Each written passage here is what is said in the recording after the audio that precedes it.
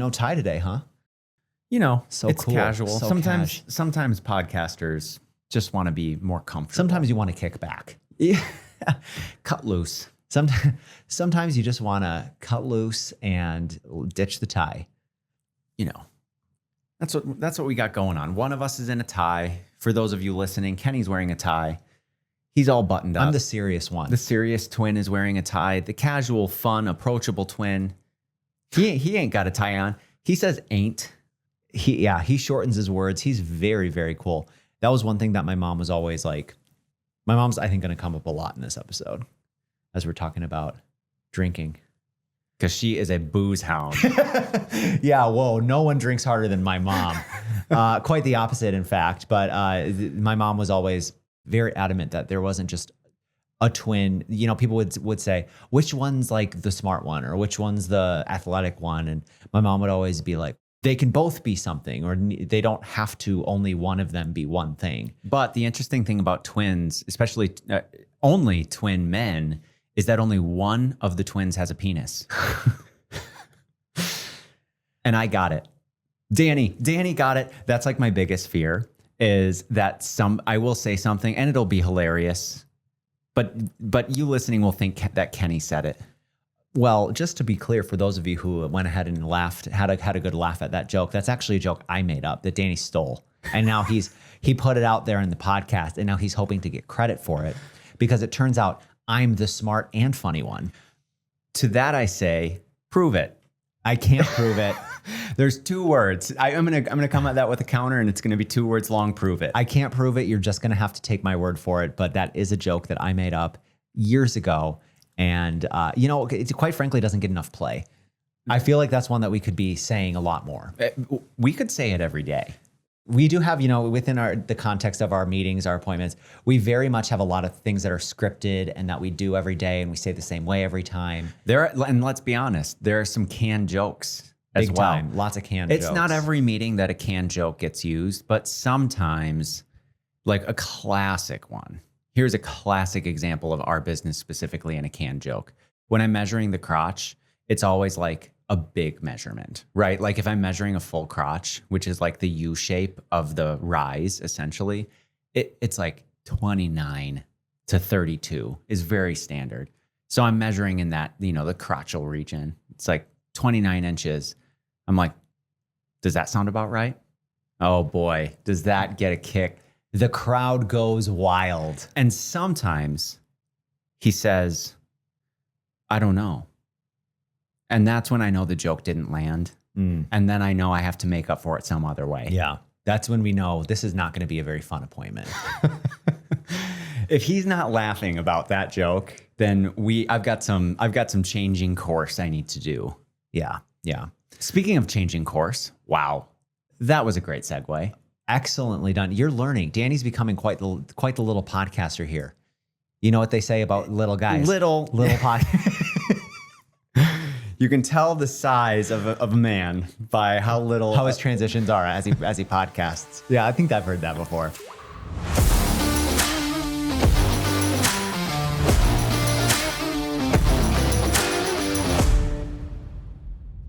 This is appointment only. Thank you so much for being here, for being on time, for your scheduled appointment. I'm Kenny. I'm Danny. We are your hosts, and we are getting into it today. We're actually going to be talking about something very personal that we haven't really ever spoken about officially, like professionally in any capacity. Or even really publicly. In our public lives. I mean, every time we've been doing something out in the public. Each time I'm out meeting fans and giving presentations and all of our meet and greets. I will say, I said all the of our word book signings. Let me get off track for 2 seconds and we can go right back in. Saying the word public. I remember being terrified as like a middle schooler. Did you say pubic? That I would be reading, because you know how they would have in middle school, you'd like the class would read out loud and you'd go through like in the history textbook. That. 2 words. Terrified of public. Terrified of Virginia. Same. You too? Uh-huh. Oh my gosh. Hated saying Virginia. And it's like, I'm like prepping. I'm gonna say vagina. Because you're reading ahead. You're doing the math on like, okay, there are 3 kids in front of me. You're reading you're practicing, you're making sure you know how to say every word. Like, if I accidentally say vagina, it is over for me. Well, and I got to just be honest too, because when we were that age, we were at like a private school, a Christian school. And when we would be reading the Bible, those paragraphs, not so easy to read. You got to really practice because a lot of those are really weird. And you do kind of end up reading weird words like that in the Bible. Like, what are we doing reading this stuff out loud? I do remember we were reading it was like a story. Mm-hmm. And I remember Chris J. That's all I'm going to say. I'm not going to get back into it. Chris J accidentally said testicles instead of tentacles. And I'm 37 years old today. And I still remember Still talking about it. That's what I was afraid of. Or remember when Danny King said West Vagina in the pubic spotlight? Oh, yeah. I mean, for real. Those were hard times. And those were like your biggest fears as a middle schooler. It was simpler times. It was simpler times back then growing up in the late 90s, early 2000s. That's because we're 37. So when we're, you know what? You do the math. Yeah, thanks. Go ahead and do the math for us.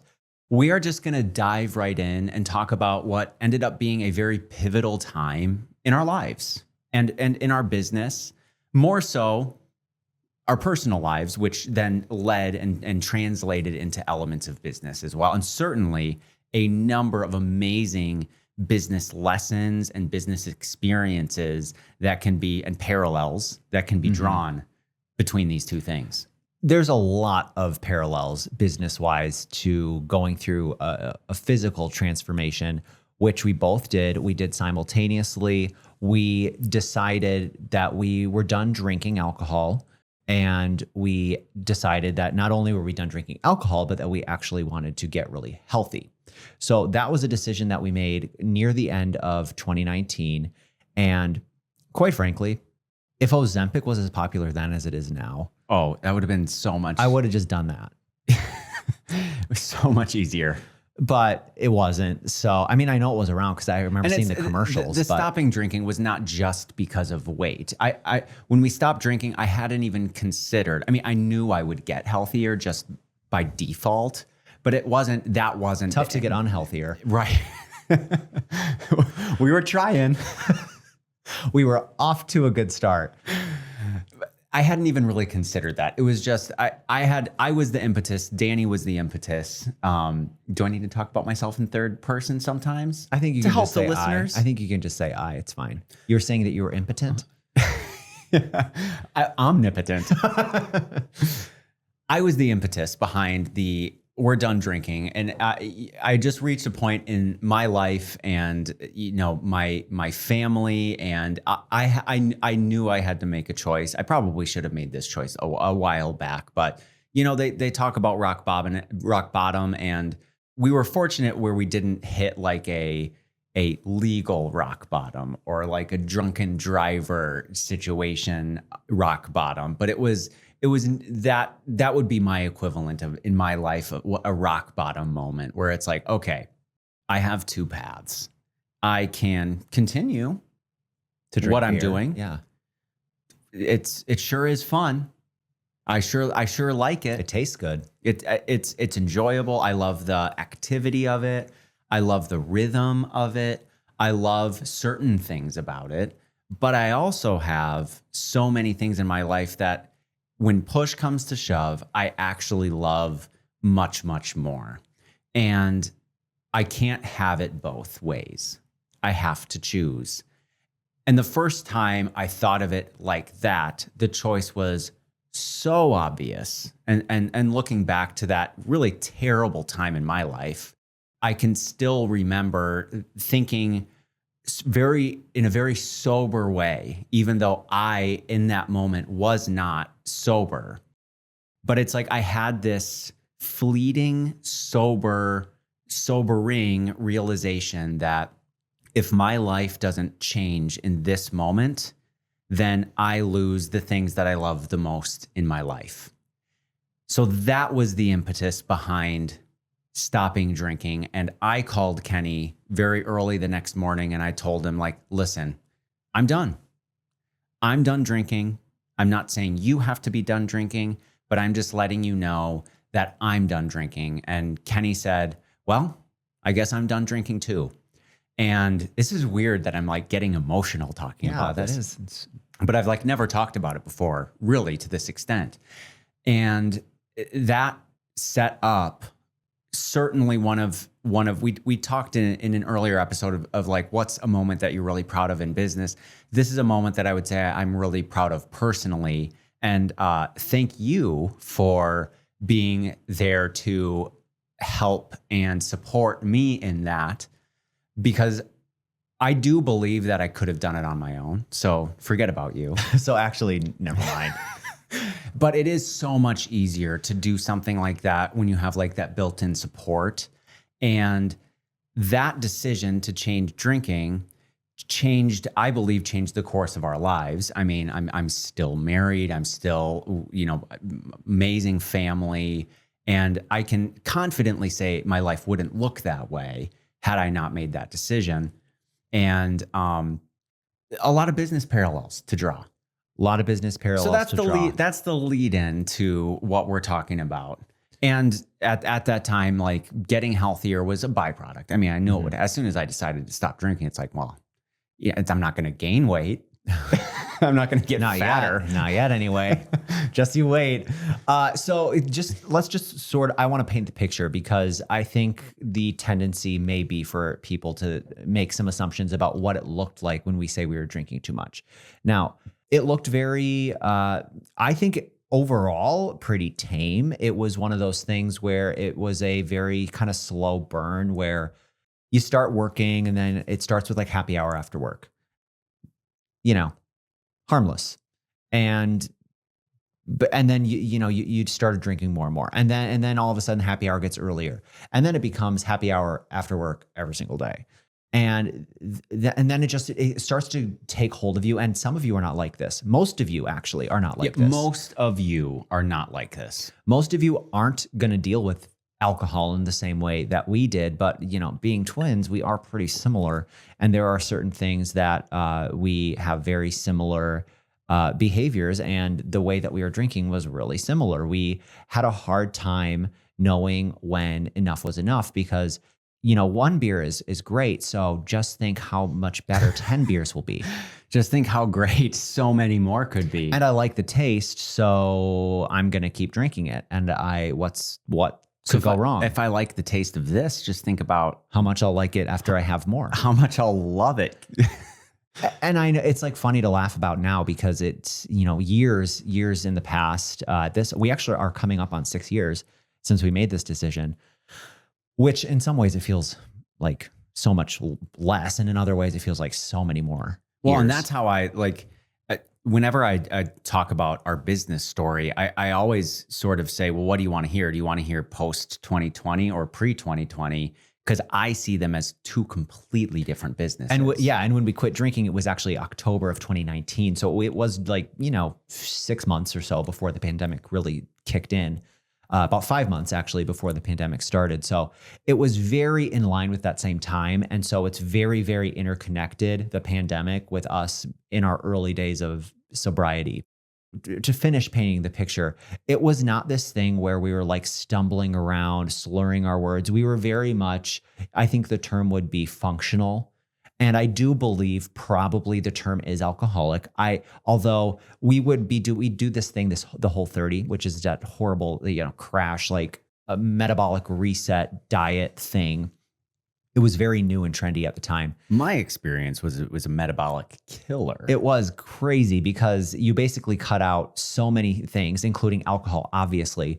But that was at the time by the time our drinking was really ramping up, we were in our, it was like late 20s to early 30s, and our metabolisms had slowed way down anyway, just naturally. And so it was really hard for us to pinpoint, why is it exactly that my suits aren't fitting the same way? Why can I not keep the weight off? And the way that we found was by every, 6 months or so going through the Whole30, which is like a month of this metabolic reset, and which includes not drinking. So that was, I think, kind of our like benchmark for ourselves. We're telling ourselves, well, we're not alcoholics because we can on a dime quit drinking and I don't have the shakes. I don't have any issues physically with I'm not quitting like drinking. laid up in bed. I'm not late. Yeah, I'm not going through any sort of a withdrawal. So I'm not an alcoholic. So that's good to know. Check. And then, the whole 30 would end. And then we would just be straight back to our old ways. And it would just be this thing. And we did this for a couple of years where we would use the whole 30 as like a metabolic offset. And we would drop some weight and we would get back comfortable in our clothes. And then we would build it back up for a while. And like Danny said, there was never this big, huge, crazy thing that was the impetus behind it. And we'd each had our own struggles with alcohol in different ways. You had some different experiences that I had. I did go to jail. I did get pulled over, which that you'd think that would have been a wake up call, but it sort of was for a while. But you forgive and forget, and then you move on old ways. Right. You do get smarter. I mean, when I got mine, Uber wasn't around. So as soon as Uber became available, I mean, thank goodness for that. I mean, that's a great thing to have, but that wasn't an option when I got my DUI. But our experiences were different. But then when we started working together, it was, we're so good and we're very great at being together, but we do have a tendency, and I think the alcohol example is a perfect one, where the negative things also kind of impact each other.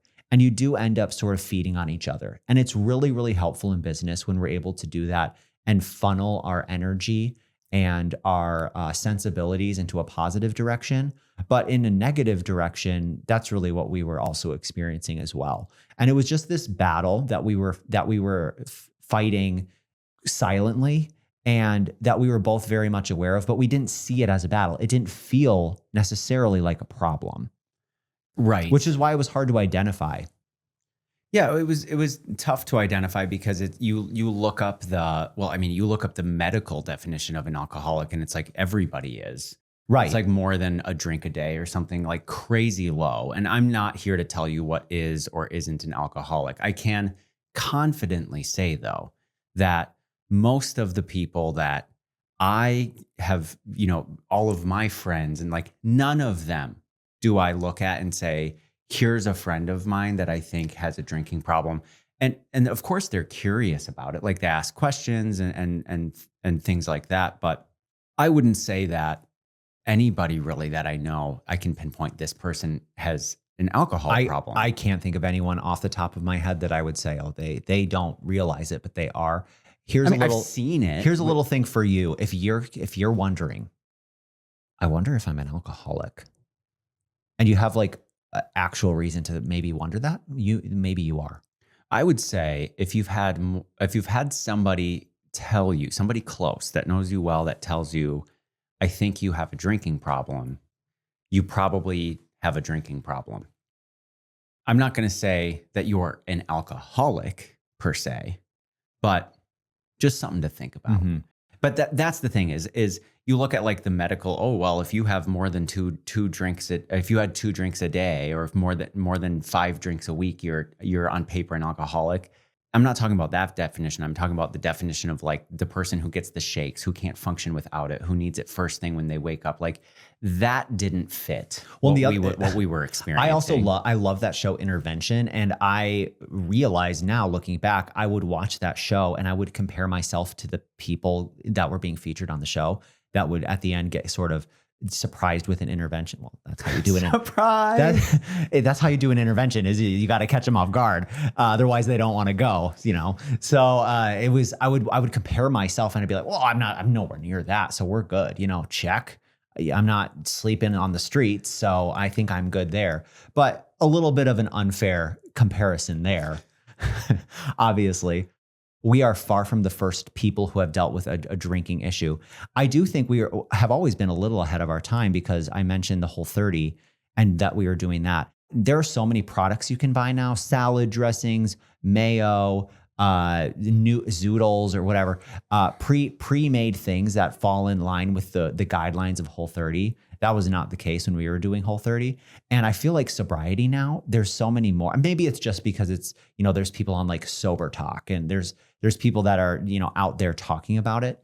But I remember when we made this decision to quit drinking, there weren't a lot of people I knew who had done that. There were plenty of people I knew who'd never drank. Well, and we were still, being in your early 30s, getting sober, I feel like is pretty early. Yeah. Or it can be. I mean, I know of other people who have had other addictions and they quit in their 20s, or sometimes, I get these videos in my feed of, who is it? Is it Bradley Cooper who like got sober? Oh yeah, he's sober. And he was like 19 or 20. So he had like gone through the whole rigmarole and like realized it wasn't for him before he even turned of like legal drinking age. So there are, of course, those exceptions. But I think part of it was just based on our age. It's like kind of on the young side. It's like, man, I barely got 10 years of this. Right. I think the best thing though is a friend of ours, Matt O'Keefe. He is sober, and we were talking with him, and he said, "I got my reps in." I love that. And I say that now every time because you know how people are, maybe you don't know, but when you don't drink and people know that you don't drink, they feel that was one of my big things that I didn't want. Not that I was not going to quit drinking for this reason, but I was very self-conscious about being sober right away because I didn't want, when I was out with people, for them to feel weird about drinking in front of me. Like I was going to somehow be like, they turn away and I grab their drink and chug it. Right. And I can't handle being around alcohol. I think that comes from a place of they're checked in. They don't want to be the reason why we feel uncomfortable, but I will feel uncomfortable if you're thinking about how I'm feeling, because I'm good. Like I decided I wasn't going to do it anymore, and I haven't done it except for the one time on accident when I was in Colombia with Anna, and we were barely spoke the language. That makes it sound like I'm like kind of fluent in Spanish. Like can barely piece a couple of words together that make sense. And we're at our first dinner, and I'm like, I know sin alcohol, no alcohol. Mm-hmm. So I'm ordering like. You got to be careful with that though, because it could sound like you're saying "sí, alcohol." Sí, bueno, deliciosa, or like no alcohol. Yeah. They know the word same. no. That's good. So I mean, I ordered mocktails, and you can tell, like when you take a break, you can tell that you're not drinking alcohol. And I drank something, and it's like this is alcohol. I know that taste. And then we finally got to the bottom of it through Google Translate, and like, yeah, it was brandy, and they like didn't consider brandy to be alcohol. Oh, where we were. Brandy's alcohol. Yep. So that's a little life hack for you. If you want to know the name of the restaurant, I can tell you. They'll serve it right up. You can trick people. It's going to be, you have to really want it though, because you got to go to Colombia for it. But I think that was the best way to sort of calm people's nerves, was just say, I got my reps in. I don't have anything against it per se. I got my reps in, been there, done that. I think that was one of the reasons why it was so easy to like discredit our parents for their decision not to drink and be like, well, yeah, that's not going to work for me, was because they never did. Yeah, never really did it. And anytime they were like, oh, well, drinking's bad, don't drink, I was always like, well, you don't actually know. Yeah, what do you know? You actually don't know that. And that's true. They don't. They've never done it. True. So it was very easy for me to say, I agree to disagree, because you do not have that experience. I do think I would have taken the advice a little more seriously if they ever had. Yeah, and whatever conversations I have with my kids when we're having those conversations about different. Alcohol, it's going to be a much different conversation, because I mean, unfortunately, my kids were of the age where I bet they could think back and identify some times where dad had too much to drink. Mm-hmm. And that's unfortunate. It really is. It bums me out. It makes me really sad to think about that. But I do think it could be a good thing in the conversations that we're inevitably going to have down the road as they're growing up about alcohol and why it's not a bad thing as a whole, but why it can turn into something that becomes a problem, just depending on who you are, your relationship with it, your patterns and your rhythms surrounding it. It can turn into a problem. Why we're even talking about this on Appointment Only is because there are so many parallels that making a transition like this has to business. Now, I did mention we didn't just decide to quit drinking. We decided that, well, we're not going to happy hour. So now what are we going to do? Let's get healthy. Let's go to the gym. Let's get serious about our health. And that's exactly what we did. And because we were so far in the other direction, it really didn't take long before we started. They always say you feel it first, and then you see it, and then other people see it. as far as when you start to, drop pounds. First, you'll feel it in your clothes. It was like a week before your pants were falling down. Remember that? Yeah. We were in Buffalo visiting a friend, and I remember calling him right after I had made the decision to stop drinking, because close friend of ours, his name is Mark. Mark, if you're listening, you know who you are. But I remember calling him and telling him like, hey, listen, man, like the trip's going to look a little bit different. I don't drink anymore. And he was like through the moon. He was so happy for both of us. And he was just awesome. And it was like the first person, I think I maybe told a couple, I think I told a couple of our other really close friends right away. But we were just about to see Mark. And so I told him he was awesome. And it was in that he lived in Buffalo and we were in Buffalo, and my pants were like, you missed that beer bloat. The beer bloat was keeping your pants up. It happened so fast. And I remember driving around all over looking for a store that sold suspenders. Because we were still quite portly. So the suspenders were the move. I'm wearing suspenders to functionally keep my pants from hitting my ankles. Yeah. It was wild. I remember you could hardly keep them up. Photos in the show notes, by the way, of it's sad. Yeah, I think about that. I don't have a lot of photos of us at our peak because I wasn't feeling comfortable to take photos. So there are a few photos of us at our peak weight, but you can see the difference. It's quite shocking. But I do remember, Mark was great. Steven was great. I remember we talked with Kingford about it. Everyone we told was so overwhelmingly thrilled for us. There wasn't a single person that was like, oh man, I'm going to miss grabbing a beer with you. No, everybody was totally on board and super supportive.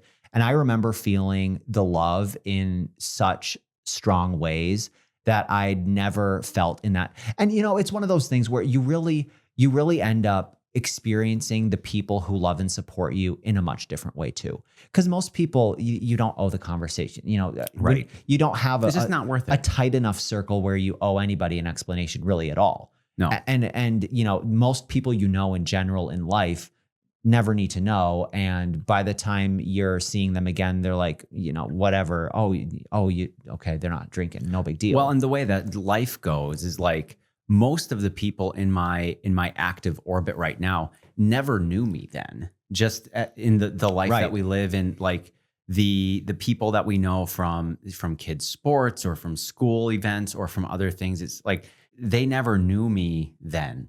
And that's just, this is who I am. It's who I've always been because it's been so many years at this point. Mm-hmm. But yeah, I remember experiencing that too. I remember, telling our close friend Michael probably right away, probably next morning, right after I called. Right after you hung up the phone with me. Probably. And he was amazing. And, it's one of those things where looking back, it's like, we should have done that sooner, but we didn't. And that's what Appointment Only Pod is things we wish we would have had so that we could have done things differently sooner than we did, to have a different result much sooner. So aside from the lines on the road coming into focus, let's talk about the other things that came into focus as we were transitioning and leaving that in the past and moving forward. Like I said, the body transformations were happening pretty quick. We signed on with a personal trainer and we're working with him a couple days a week at that time. We also were actually pretty slow at work. So we were doing a lot of walking. And we were experiencing major weight loss quick. And it didn't take long before people started to notice, we're posting selfies again of ourselves as far as like, I remember it was pretty quickly that we ended up going to our trade show in New York. So there's a lot of photos that are taken at that. So we're posting pictures of ourselves, and all sorts of people are reaching out like, what are you doing? Tell me what you're doing. Oh my gosh, you look great. Tell me your secret. And I remember at that point, at first it was cool and I was excited to share, but it was also a little overwhelming because I'm like, well, okay, if you really want to know, I quit drinking. I don't eat any carbs. I'm only eating protein and vegetables. I'm working with a personal trainer. I'm walking 10 miles a day. And literally everything in my life is completely different. So if you're interested in that sort of a quick fix, you've come to the right place. I can tell you the secret, but you're not going to do it. And then I seriously started saying that, like, I mean, I can tell you, but unless you're willing to change everything about your life, it's not going to happen. And it was at that point that I remembered the lesson that I learned really, really early on in business, which was people are all talk. And most of the time, people aren't going to do the hard work. They're not going to actually follow through no matter how bad they want the result. Most people just do not have the follow through to do something like that. And it just is what it is. It is what it is. And there's nothing, it's not that those people are bad. It's just many people lack follow through, and many people get bored with doing something the right way over and over and over again, because we're so accustomed to a quick result or a quick fix or a cheat code. And that's where I'm actually really glad Ozempic didn't exist. I know. Because I don't know that we could have afforded to use it. Right. But also, I think everyone would have just assumed that that's what we did when we didn't do it. But speaking in terms of business, the same exact principles apply when you're seeking out a different result. If you want something different than what you currently have, it means doing something in the right way and fine-tuning it and doing it over and over and over, saying no to that type of client that you're trying to eliminate over and over and over, until pretty soon your business is unrecognizable from what it was. And the changes that you make, they need to be real. I remember before we actually quit drinking, it was all sorts of, we would make little rules for ourselves about, oh, I know how I'll keep it in check. Like I said, the Whole30 at one point, that was one way that we would keep it in check. The other was, oh, well, I won't have, what was your rule about? No brown in town. No brown in town, no brown liquor if you were at home. But when we were like traveling for work, you could have brown liquor, right? Because you were driving. And yeah. So it was different. Or, I'm not going to have any. I love gin. Oh man, gin. So here's the thing about gin. I discovered that way too late. I also realized, like, after we were done drinking, that brown alcohol is a downer, where tequila is an upper. And it's like, I don't know why, like when I was like wanting to enjoy like truly like a nightcap when we were like out for work, I don't know why I would go for the brown alcohol, because it would just like make me fall asleep and get me grumpy. Yeah. I should have been going for like some sort of a tequila thing. Yes, you should have. Big mistake. That was probably the biggest mistake you made in that stage of life. I think so. I think that was the biggest one you made. No, I love gin. I love the taste. I love everything about it. It was the first hard liquor that I ever liked. You know how you have to be pretty committed to the craft. The first hard liquor I ever liked was rum, and I wouldn't say I liked it. It was like plugging my nose. I never could do rum. I do not understand what people like about it. I can't stand it. It's very, it always, because rum and Coke. Yeah, that's what I would drink. It tasted like vanilla Coke, which I also never liked. True. But I never liked that. Gin, on the other hand, I loved the pininess. There were some gins like, I think this sommelier. I think Nolet's is it, and it's more of like a florally gin, but a Paper Plane. I love a gin cocktail, but Paper Plane isn't gin. Oh, really? What is a Paper Plane? That's what I would get sometimes at the Outsider in Milwaukee. But you liked I think it is gin. All right. Why don't you go ahead and look that up? But I loved gin. That was always my drink of choice. Nothing better than a gin and juice, gin and tonic, gin and anything. I'm on board. But I don't even remember why I'm talking about this. Oh, we would make rules for ourselves, and we would try to make bourbon, Aperol, lemon juice. Yes, that was my cocktail profile of choice. It was like a brown with citrus. Is there a drink called Aviation? Is that a gin drink? That's a gin brand. That's a gin. Ryan Reynolds, who we walked past in New York. We did. Ryan, if you're listening. Ryan, thank you so much for looking straight ahead and not saying hello. He was with his daughter, and what you're hearing about Ryan Reynolds these days, I was just thinking to myself, no way is he going to be friendly. So we just kept walking. But yeah, here's a Paper Plane. Bourbon, Aperol, Amaro, Nonino, fresh lemon juice. I don't know what. Lemon twist and orange twist for garnish. That was my cocktail profile at those, because this was also like the era where like mixologists were newish on the scene, and like this whole idea of like Don't order a drink. You tell me what you like and I'll make you a drink. But I Yeah. remember the paper plane was my drink of choice up in at the Outsider in Milwaukee, a favorite bar of Like I ours. said, we got our reps in, but I don't remember why. I was just talking about the fact that we would make little rules and we would try to make like little tweaks. But when you make little tweaks, you're not going to see big change. And you really do have to be willing and open to making big changes if you want to see a different result. I mean, it's very, very basic stuff. And you're living for the exception. You're always focused on the exception. And this is one of the things that we found in our coaching business is we talk about getting this result, catering your business to this clientele, making X number of dollars, whatever the result is. And we talk about the path to get there and the plan forward.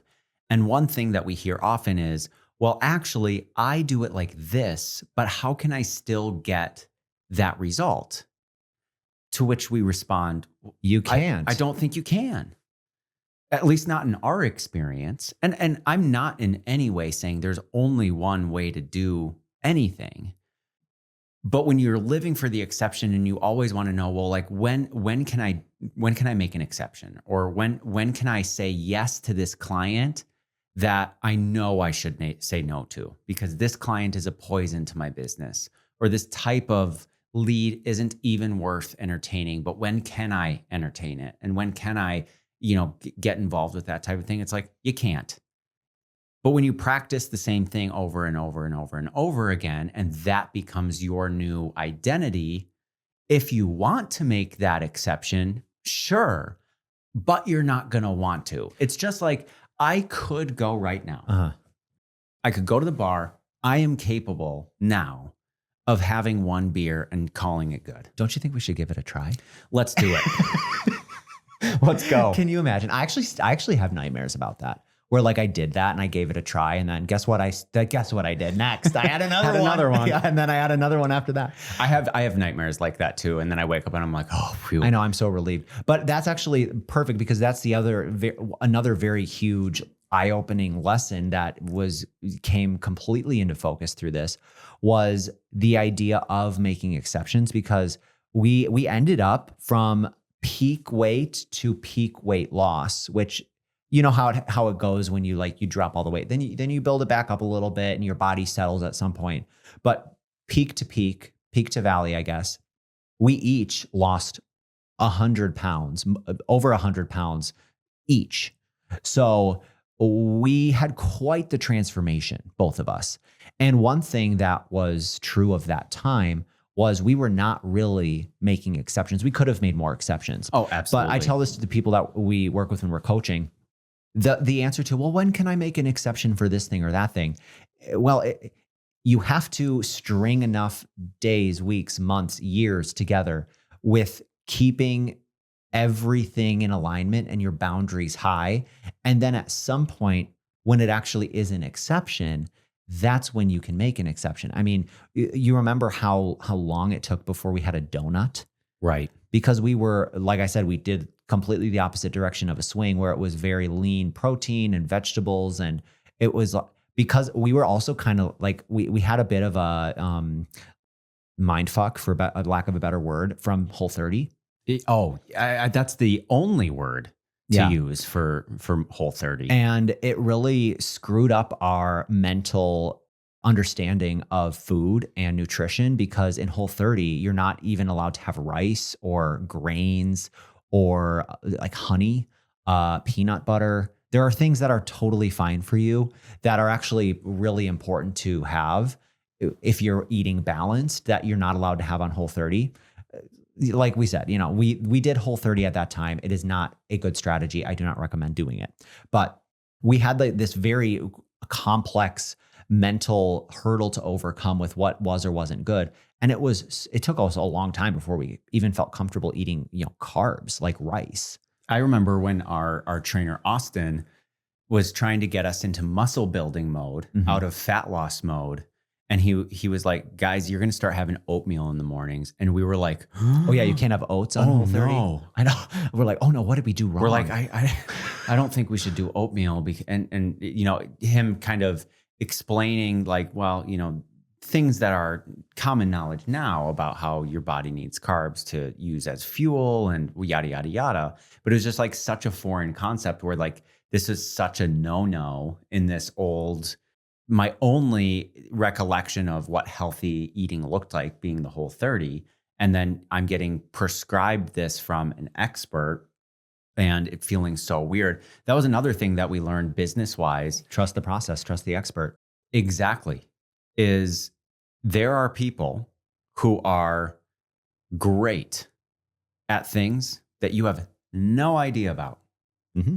And as a business owner, we are so accustomed to trying to be the expert in so many different things in our business. Yeah. Where, I'm the marketing expert and I'm the tax expert and I'm this expert. Well, even if you are running a business and you're not excellent or expert level at these things, there is a need to sort of rise to the occasion and wear all those hats, even if you're not awesome at them.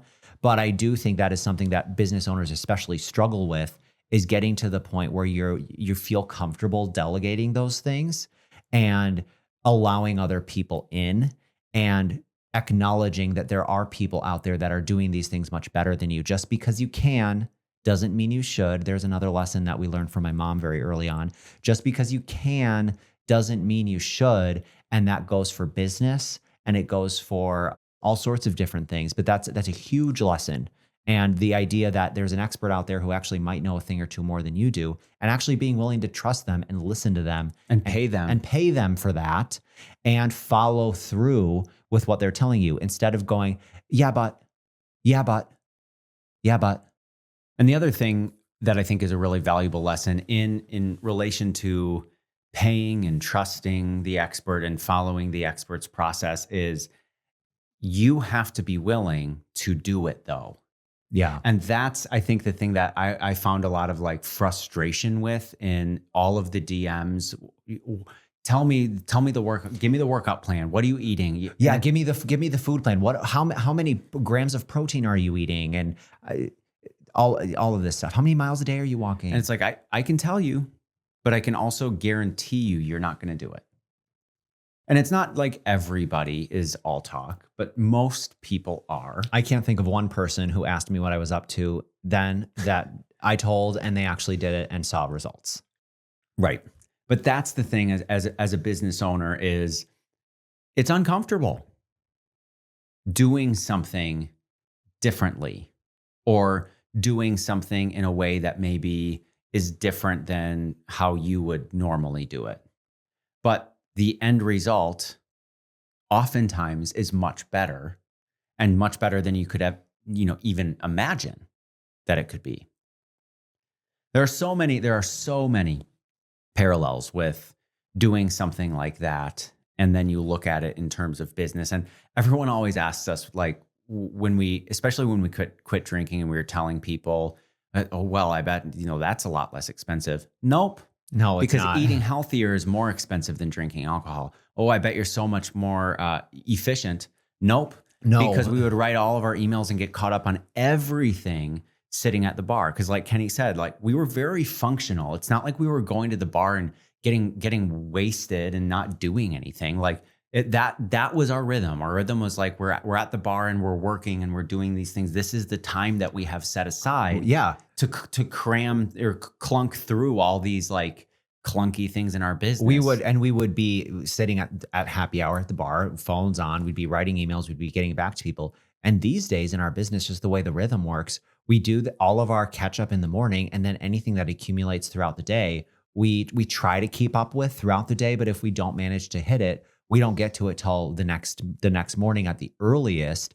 And there's just a lot more things that have a tendency to fall through the cracks because we don't end up sitting together at the end of the day with nothing to do except for sip a beer and write emails. So our lives are actually worse.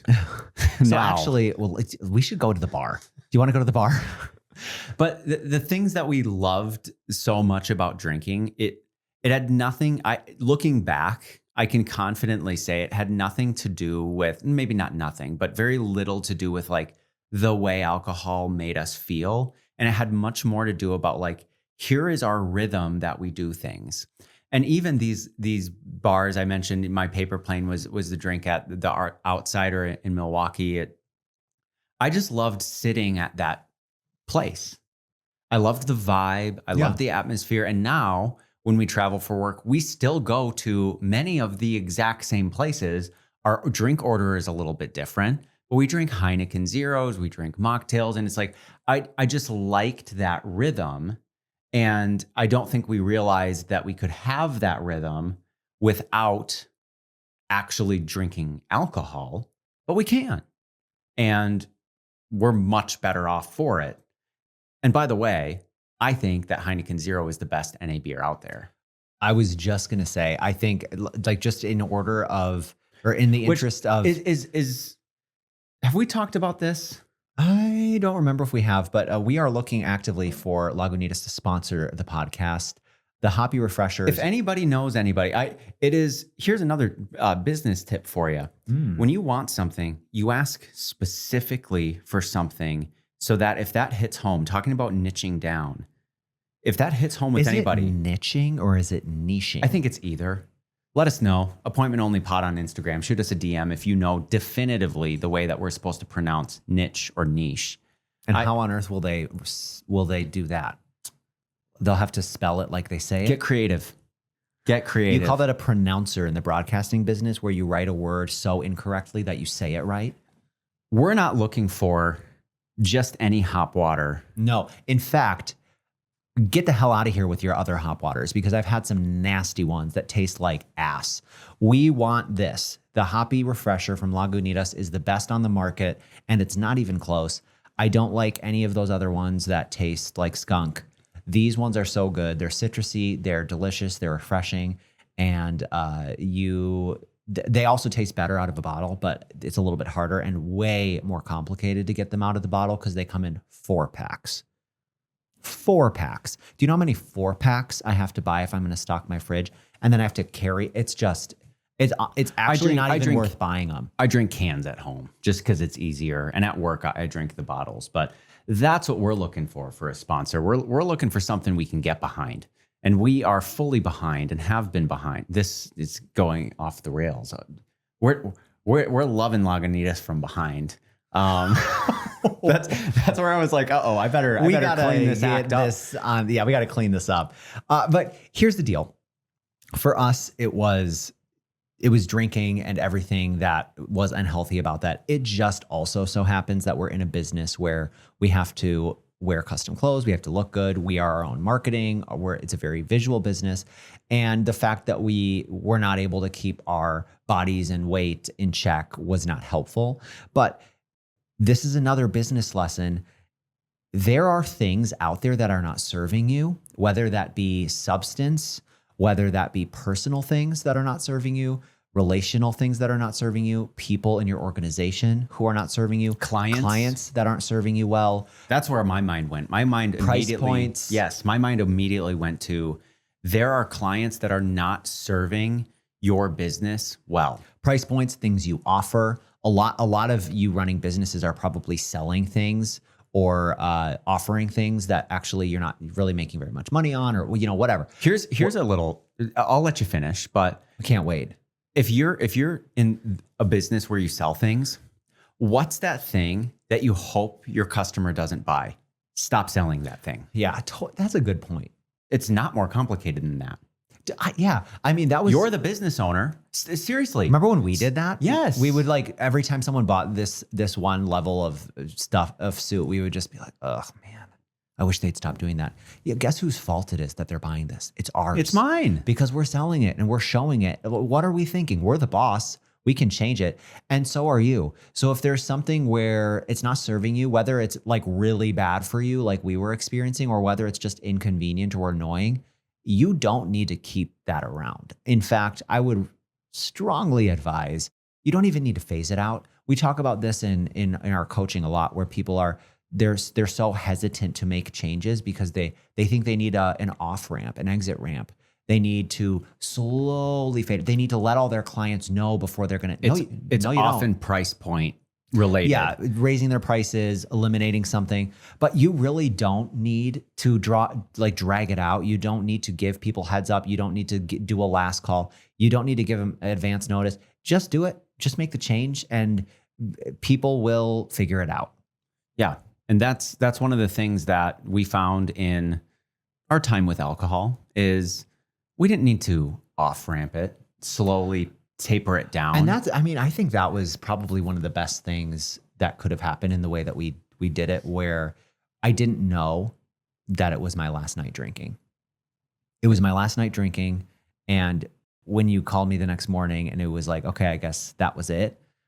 If I would have known that was my last night drinking, you might not be alive anymore. I probably never would have quit that evening. That would have been a long ass night. That would have been a very, very long night and a nasty hangover. But I woke up feeling fine because I didn't think it was my last time, and then it was, and that's it. And it's over. And you move on, you move forward. Here's another interesting thing, and this is maybe neither here nor there, but I oftentimes will watch videos that come up in my feed about being sober and that the hangover is never worth the evening before, which I agree with in some capacity. But I remember feeling like in New York, whenever we were there and I was like so exhausted, I remember thinking, well, yeah, it's because we were out late drinking. And I feel that same way now, totally sober. Yeah, I don't actually think it had much to do with the alcohol. I think it's just the you're out late, you're active, you're out and about, you're walking a long time, you're active. I mean, the city that never sleeps. Ever heard of it? Yeah, she never sleeps. She never sleeps. But I do, like, there are certain things where looking back, it's like, oh yeah, alcohol. I'm so glad that's gone. And then there are other things where it's like, oh, interesting. I remember feeling like, oh, I probably feel this way because of the alcohol. And yeah, turns out I'm just really tired. It turns out I'm just really old and really tired. I'm just old. I'm just an old guy now. And heartburn is another thing. Oh yeah. I used to blame it on the goose, but it's not about that. It's actually just about pizza grease. If I have a late night slice of pizza, I'm going to have heartburn. Yeah. It's just you can't blame everything. Not everything is a scapegoat. And alcohol is to blame for a lot of things, but it turns out it wasn't the only thing to blame. And not everything is a business lesson. And that's certainly not one. But there are a lot of parallels to be drawn from, at least that we've been able to draw from our journey in quitting alcohol, our life after. What does life look like after that? And if you listen to the first episode, you also heard that coming out of the pandemic was when our revenues tripled and our profits quadrupled in our business. That doesn't necessarily have anything to do with the fact that we quit drinking. It's just an interesting coincidence, and the timing is interesting and it's worth pointing out. But it's one of those things where had we not quit drinking, there is absolutely no way to know what would have happened. And there's no way to know. And it's also not like we quit drinking and immediately profits tripled or profits quadrupled, business tripled. There was the 2020 year in between. I mean, let's not forget about that. So it's not like it happened. It didn't feel like it happened fast. It felt like we were, doing the same things over and over and over and over and changing our who we're after as a business clientele wise. Changing, what's the positioning of our business, doing these things really intentionally. And then about a year later is when we experienced that. So here's how we want to end a lot of these episodes. We want to hear from you. We want you to tell us how to end. And the way we're going to do that is by accepting your DMs and your questions. And we want you to DM us, Appointment Only Pod, on Instagram, your business questions. And I guess it doesn't have to only be business. I guess it could be anything, but this is a business podcast, and we are going to highly, highly recommend that they have something to do with business. We would love to speak directly to you and be able to answer a specific question you have, whether it be about your specific business or your price points or your business partner. Maybe you're having issues with staffing or some issue with a customer or a client or whatever it is. We want to hear from you. What do you want to know? Like, what can we help you with? Because ultimately that's what this is. Like we said in our first episode, this podcast, Appointment Only, is the podcast that we wish we would have had.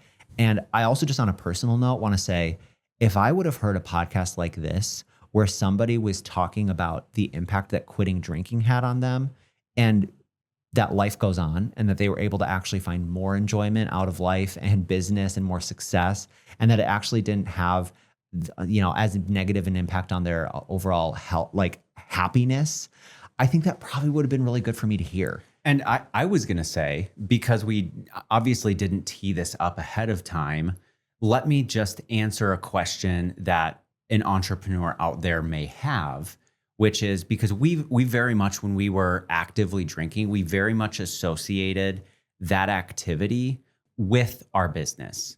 Because one of the things that we love the most is going out with our vendors and the social things that we get to experience with people who help us do our job really well, and getting taken out when we go to Chicago with the people who provide us with certain things. And very much those experiences were linked with alcohol.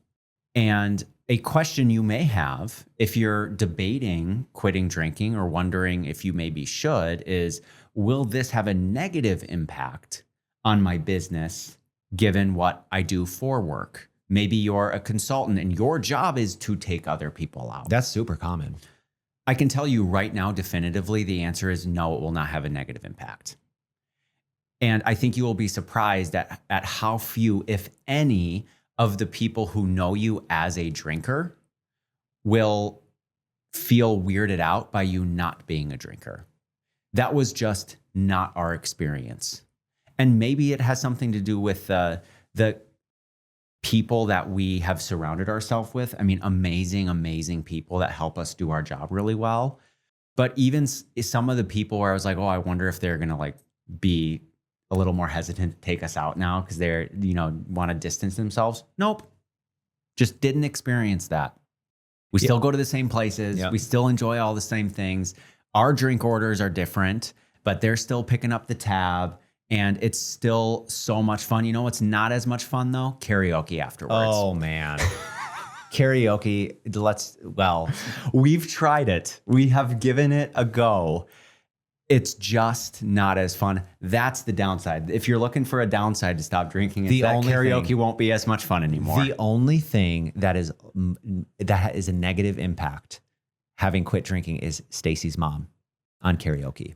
Sorry, karaoke bars, you don't get to hear it anymore. Yeah, they've seen The Last of Us, that's for sure. Well, we got into a lot today, and I'm hopeful that maybe this is helpful, inspiring, or just at least informational. Or just interesting. Educational. Yeah, just interesting. Something to keep you company. Maybe you were on a long drive and you're like, oh, thanks. Pass the time a little bit. But for those of you looking for a no alcohol alternative, this drink here, the Lagunitas, is not an alternative to beer. It doesn't taste anything like beer. No, it's not even close.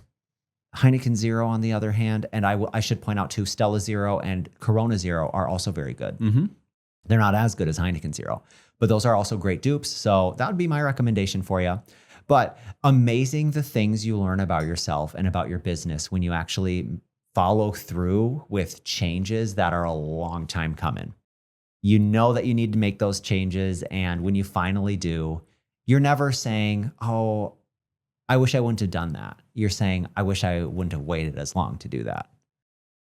Hit us up with your questions, appointment only pod on Instagram, and we will catch you next time for your next appointment. Don't feel nervous or hesitant to give us a 5-star rating. And yes, please. Yes, please continue.